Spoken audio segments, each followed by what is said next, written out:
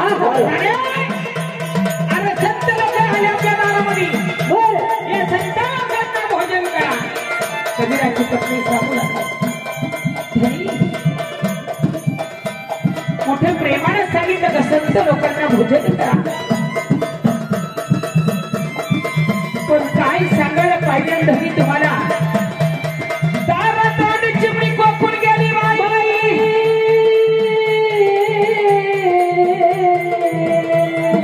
तिला टाकणे करताना माझ्याकडे जाणे सुधारा बाई.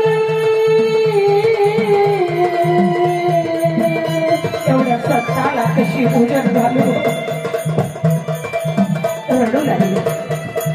एवढ्या संत लोकांना कसं भोजन घालावं.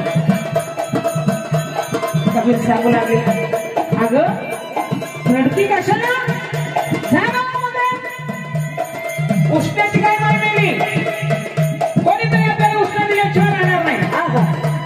जर संत लोक उपाशी गेले तर आपलं सत्त वगैरे शिवाय राहणार नाही.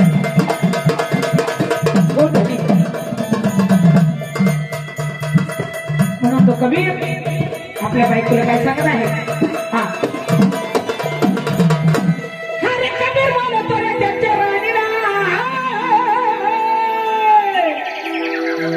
राणी उसने करावे फूटे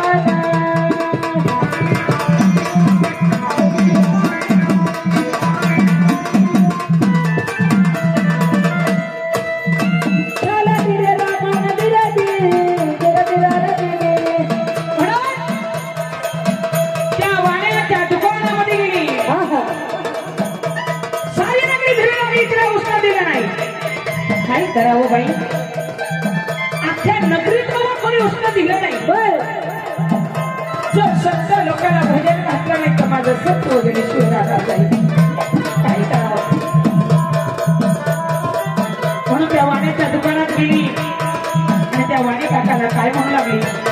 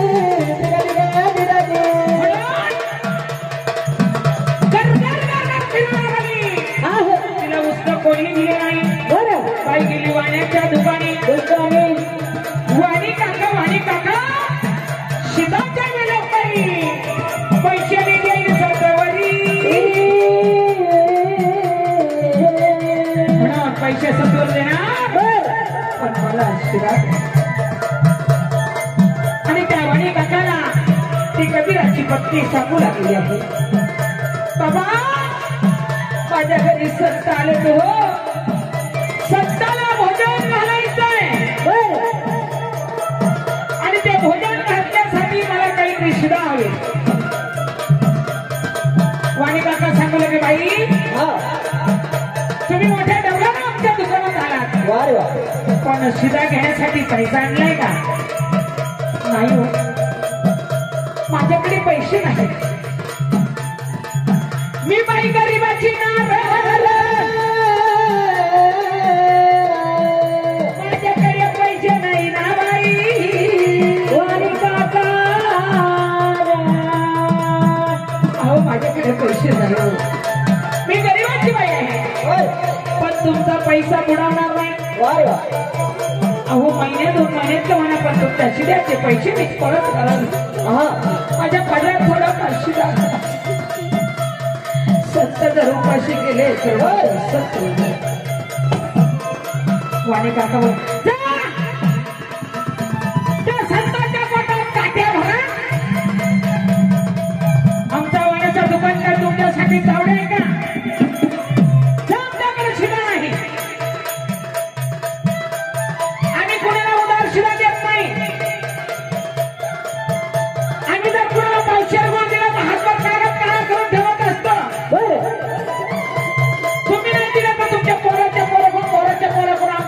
वसूल करता आणि काही फुकट दुकान दाखवून बसलो ना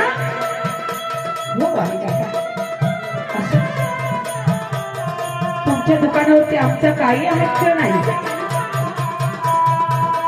पण काही करून मला शिदा द्यावं. सांगितलं ना तुम्हाला, पैसा नसेल वापस चालले जा. वाणी काका तुम्ही मला शिदा देणार नाही, पण ऐका माझं स्वतःच शरीर तुम्हाला गाण ठेवते. कसं गाण ठेवणार, शिदा देणार याच नवल नाही, पण आधी मला 5 बोटाचे वचन द्या. वचन द्यायला त्याच्या पुढे गेले. माणसाची आधी जाती वाचा नंतर जातो प्राण. म्हणून 5 बोटाचे वचन म्हणजे सोपं नाही. नाही हातात हात घेणं त्याला मोठ कोण असतं, सातवाला किंमत असते. सांगितले हे 5 बोटाचे वचन घ्या. बरं तेवढ्याच वाणी काकाला संधी सापडली. वाणी काका म्हणू लागला वा चालून संधी आपल्या दुकानात आली. आता याचा मोबदला घेतल्याशिवाय राहायचा नाही. सुंदरची ती कबीराची पत्नी. अहो 5 बोटाचे वचन दिले. वाणी काका सांगा पण पदरात शिदा तर टाकल ना. पण बाई लागल तेवढा तुला शिदा देतो. तुम्ही मला 5 बोटाचे वचन दिले नाही. हो वाणी काका, पण ऐका मी काय सांगतोय, शिदा लागल तेवढा घेऊन जा. पण आजचा दिवस उगला नाही पाहिजे, आणि आजच रात्री 12 वाजता माझ्या पलगावर तुम्ही आले पाहिजे.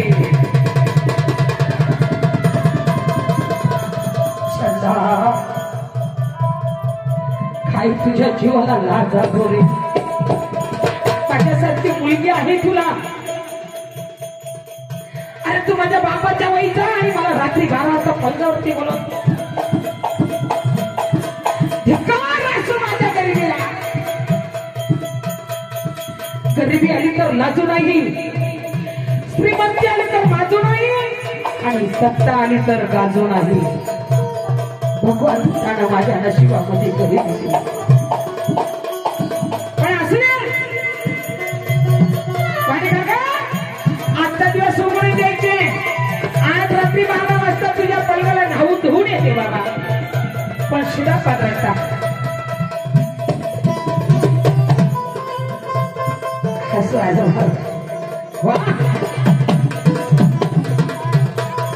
काय बाई आहे. पण अशी बाई जर भोगली तर माझ्या रक्त मला मध्ये मला आनंदी आला. सपाट मनाचा जवानी आणि उधार मनाची ती कबीराची पत्नी. सत्व जाऊ नाही, सत्य उपाशी जाऊ नाही म्हणून स्वतःच्या शरीराची विमे करणारी ती कबीराची पत्नी होती. बर आताच्या बाळाला जर म्हणलं टोपल्यात 1-2 भाकर असली ना, तर ते म्हणलं बाई एखादी 2 भाकर असतात बाई माझी पोरं जेवायची मी कुठे राहणार, माझे पोरांना जेवायचे. अरे माणसाने माणसाचा आत्मा जाणला पाहिजे. पैशाला काय गाडी लावता, पैसा कधी संग येत नाही. फक्त केलेला 5 बोटाचा धर्म. तानाल्याची ताण आणि भुगाल्याची भूक जाणा. ताण भरपाने चटकीवर भाकर द्या, त्याचा आत्मा शांत झाला तर तुम्हाला यमाच्या दारात ही जागा चांगली मिळेल. खरं बोला, फक्त भगवंताला सांगितलं या पोटाच्या खळगीसाठी खोटं बोला, बाकीसाठी खोटं बोलू नका. ती फेडावं लागते का. म्हणून त्या कबीराच्या पत्नीचं स्वरूप असं होतं, ढगातली विद्या वसवंत मारवाडी भांड्यातल्या गोळ्यासारखं त्या महिन्याचं रूप होतं. तो मारवाडी त्या बाईला मोहून गेला. पण कसा मोहून गेला होता. हर त्या बाईचं स्वरूप पाहून अरे वाणी चंचल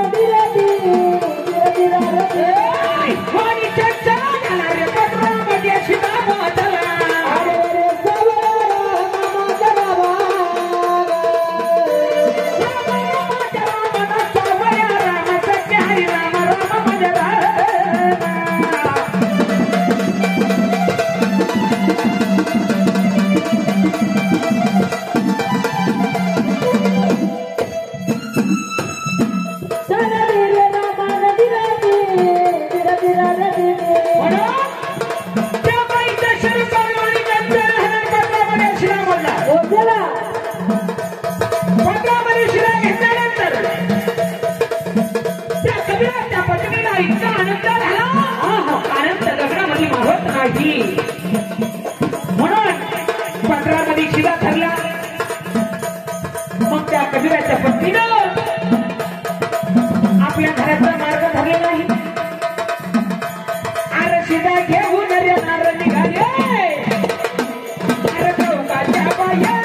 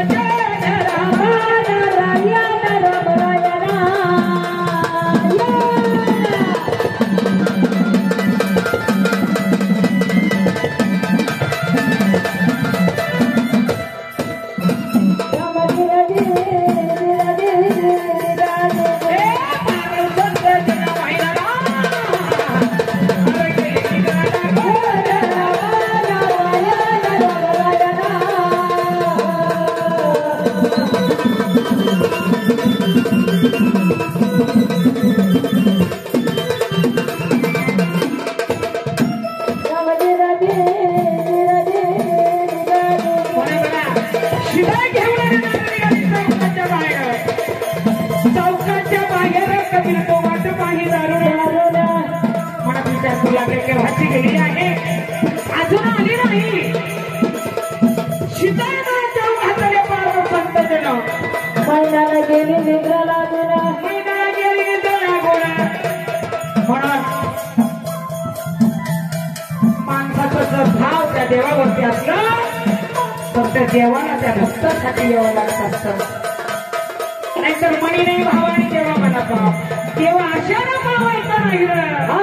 तेव्हा काय बाजारचा भाजीपाला म्हणून शिदानंद जेव्हा हत्या पाराव संत जन मैनाला गेली मित्राला बोला झोपी गेली. अख्ख्या गावावर हिंदी कोणी शिदा दिल्या नाही. पाण्याच्या दुकानामधून शिदा घेऊन आली. संत लोकांना भोजन घातलं आणि मैना निद्रा झाली. हो झोप लागून गेली बाईला. झोप कशी असते? झोप ही काळाची बहीण आणि हिचं नाव चंदाळी. ही चंदाळी माणसाचा कवा घात करी सांगता येत नाही. माणसाला बाईला एवढी झोपही नसावी म्हणून सांगितलं. झोप ही काळाची बहीण हिचं नाव चंदाळीनं. ही चंदाळी माणसाला गाडी खाली नेऊ शकते, पुढे पाठवत नेऊ शकते, कुठेही येऊ शकते. कारण एकदा माणसाच्या डोळ्याला डोळा लागला म्हणजे डोळा लागला. म्हणून ती तशीच ती माय माऊली झोपी गेली. संकट पडले देवाला. हो म्हणी विचार करू लागला. माई पाठवला म्हणू लागले माई झोपल्यात का? माझा खंडीला आहे म्हणायला लागला. माई झोपल्यात पण नाही. हिला जर झोप लागून गेली आणि त्या वाण्याच्या दुकानात जर नाही गेली ती तसंच हो जाईल. मग काय करावं? स्वतः मी जाऊन उठवतो.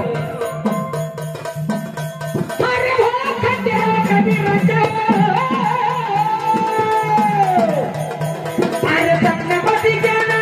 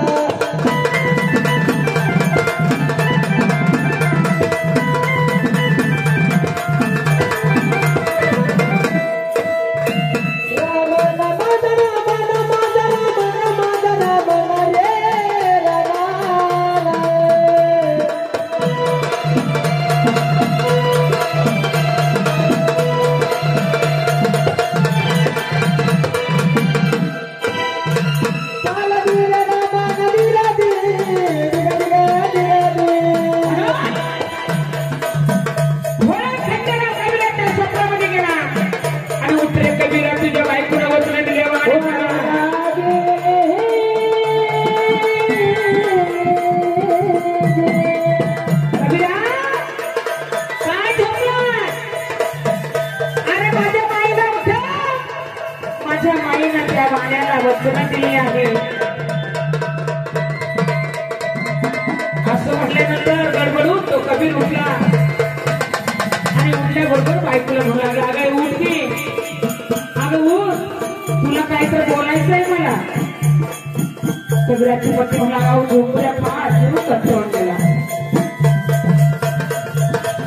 तपकिराचा ठेवा ना तुझे ब्रह्मदेवा, काही गोष्टी ब्रह्मदेवाला चुकल्या नाही तर आपल्या सख्या मानवाला काय चुकणार आहे.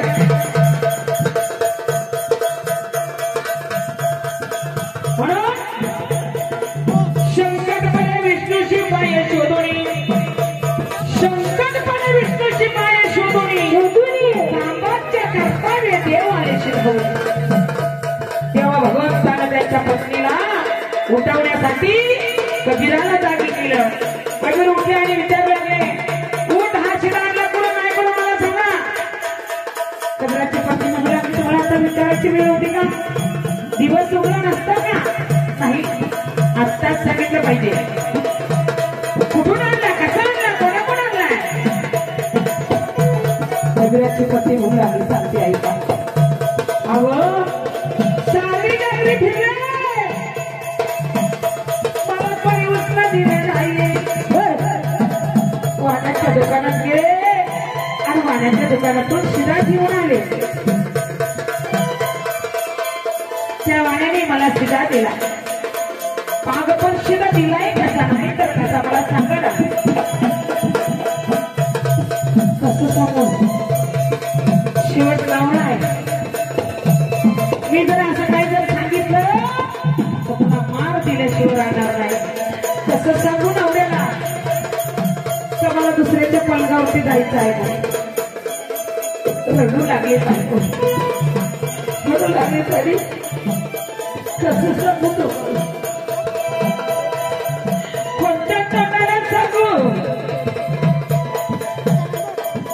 कबीर म्हणू लागला, सांग, काही दुःख झालं असेल तरी सांग, मी तुझा नवरा आहे.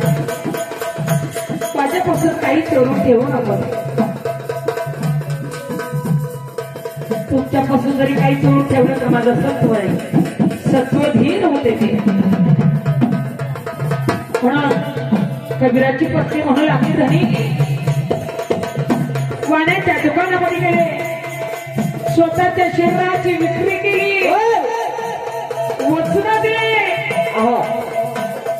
पण आज रात्री 12 वाजता मला त्याच्या पलंगावरती जायचंय. चंडाळी काय बोलते, त्याच्या पलंगावरती जायचं, तुला लाशर वाटली नाही. जर स्वतःच्या शरीराचा विचार केला असता तर माझे सर्व लोक उपाशी गेले असते. करम के ऊपर मेघ मारी तो अंकल भी क्या करेगी बिचारी. कबीरा हसायला कबीर म्हणाला, येडे का झोपलीस, कशासाठी, उठ, जा तेवढ्या वचन पूर्ण करू दे. हसू आलं कबीराच्या पत्नीला. तुम्ही मला सांगताय का त्याच्या घरी जा म्हणून? हो, मी सांगत आहे, जातो. बघा, स्वतःच्या नवरा सत्वासाठी स्वतःच्या बायकोला सांगतो का जा, त्याचे वचन पूर्ण करू नये. आताचे नवरे आहेत वयाचे.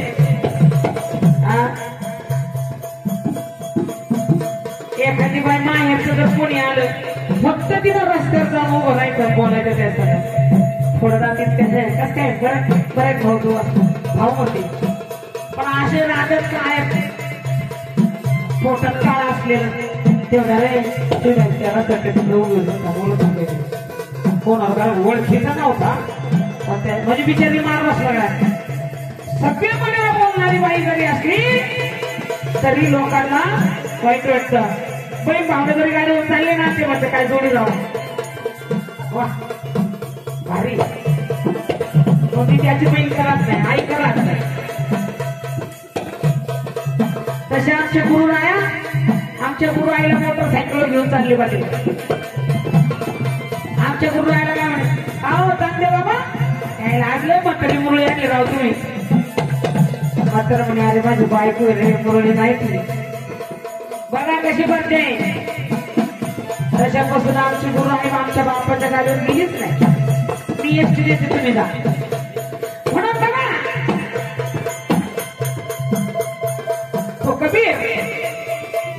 आपल्या पत्नीला काय सांगत आहे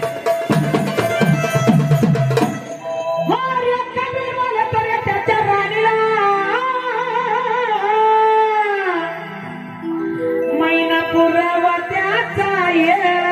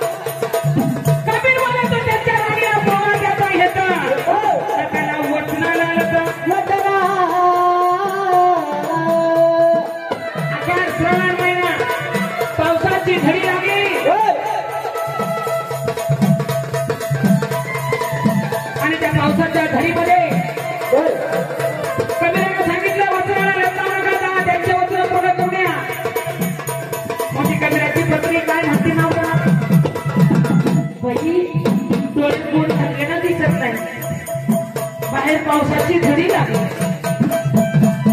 म्हणून ती कबीराची पत्नी आपल्या नवऱ्याला काय उत्तर देते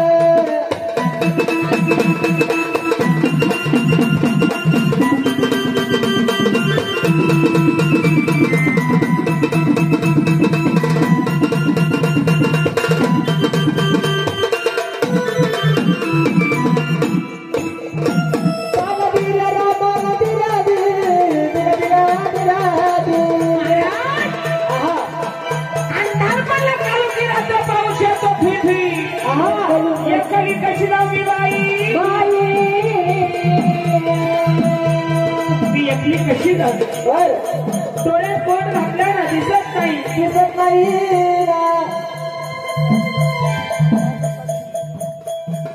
काकांनी 50 रुपये दिले कबीराची बायको पावसामध्ये चालली म्हणून तिला जाण्याकरता 50 रुपये दिले बाबा चालले म्हणून ती म्हणायला लागली अंधार पडला काळोखी रात्र पाऊस येतो थुई थुई पाऊस येतो थुई थुई एकली कशी जाऊ अहो अंधार पडलेला आहे डोळ्यात बोट घातल्यानं दिसत नाही पावसाची झडी लागली नाही दारी चिखल झाला माझे पाय चिखलानं भरतील मारवाड्याचा कपडा भारी भारी असतो माझ्या चिखलाच्या पाय धक्क्याच्या कपड्याला लागला त्याची बायको म्हणणार विचारणार कपड्याला डाग कसे पडले माझं सत्व नाही कबीर म्हणू लागले तू चिंता करती कशाला मी आहे ना मग त्या कबीराने काय केलं आणि तिचा भरतारा एका वतनी अरे जातीचा मोहीने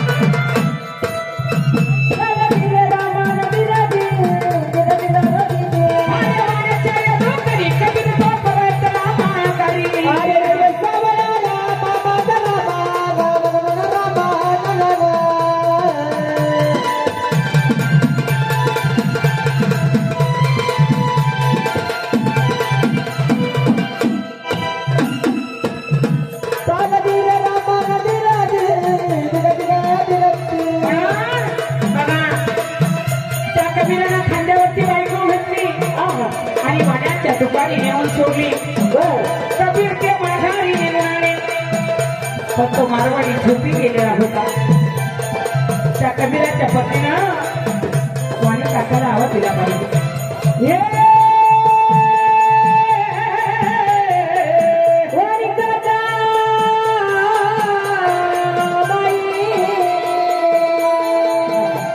वाणी काकाला आवाज दिल्यावर वाणी काका असा गडबडून होता आनंदाच्या भावाला आनंद मावेना पण बघा